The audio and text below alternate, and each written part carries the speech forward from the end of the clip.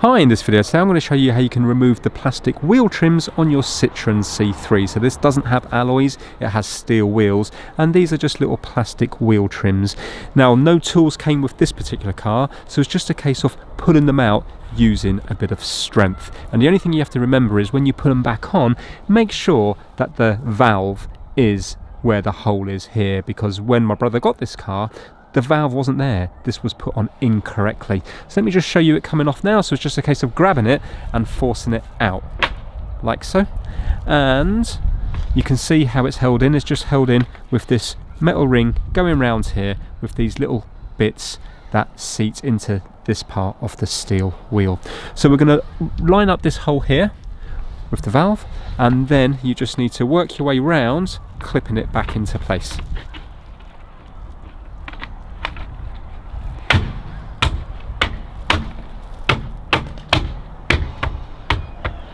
If you bash it all the way around, you can see now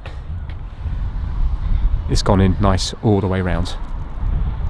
Now obviously it's a very messy job, so wear gloves when you do this because that black stuff will get absolutely everywhere. Thanks for watching.